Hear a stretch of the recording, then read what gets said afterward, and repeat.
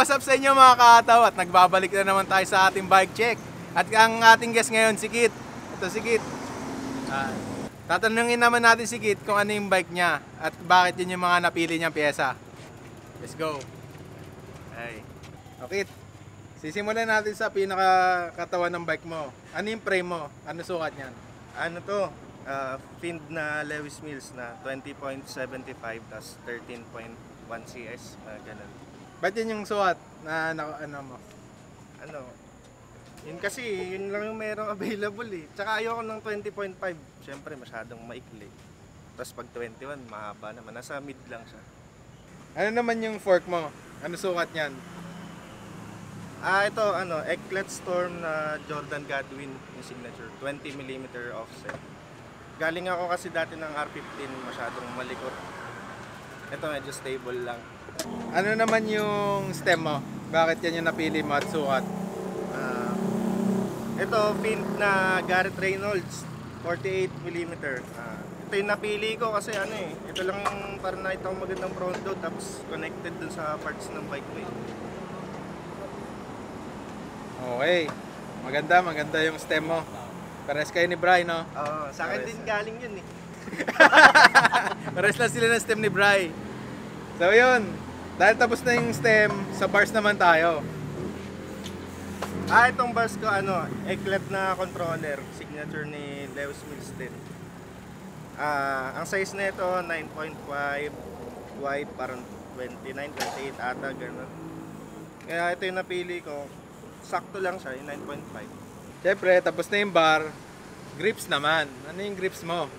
Ayun, ito, ang pambansang grip, ODI, long neck. Pare-pares kami ng mga gamit ni Bri, gano'n.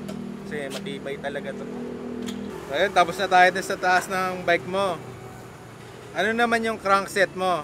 Cranks, plato, pedal, chain. Yan, ano yan?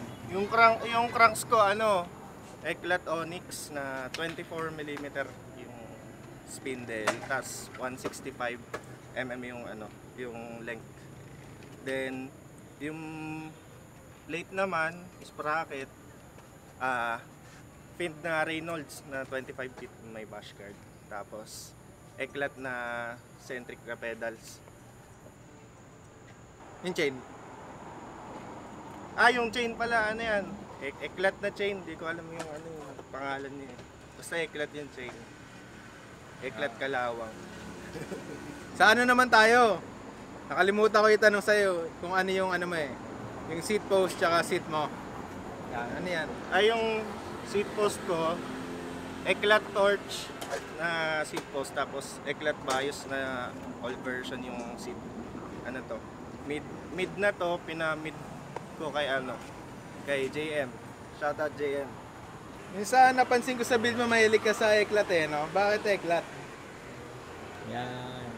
Yun kasi yung build ni Lewis Mills. Support lang tayo. So yan, bago natin tapusin yung bike check mo, ano yung wheel set mo sa harap tsaka sa likod? Ayun. Yung wheel set ko, yung tires is Eklat na Timoro na 2.4. Rims, G-Sport na bird cage. Yun, nasira nga.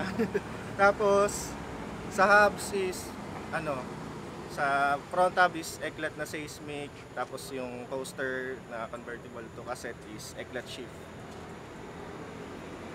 Ano nga pala yung mo?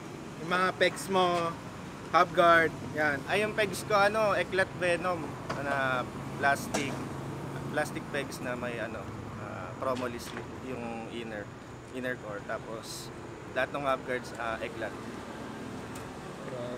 Plastic hub guards. Ayun, tulad nga ni Brian, di ba, sa nakaraang video. Sa mga bearing, medyo maarte sila minsan eh. Ano yung mga bearing mo? Ang mga bearing, wala, stock lahat yan. Kung ano yung nabili ko sa BMX Cycle, mga orderan ko ng parts, sa Scotty. Yun lang yung bearing, di pa nagpapalit. Matanong naman kita ngayon. Sa buong bike mo, sa setup mo na yan, bakit yan yung sukat na nakapili mo? Anong mga pros and cons mo dyan? Sa frame, napili ko yung frame kasi ano mataas yung stand over. Simple lang siya, gano'n. Tapos, yung haba sa likod is 13.1.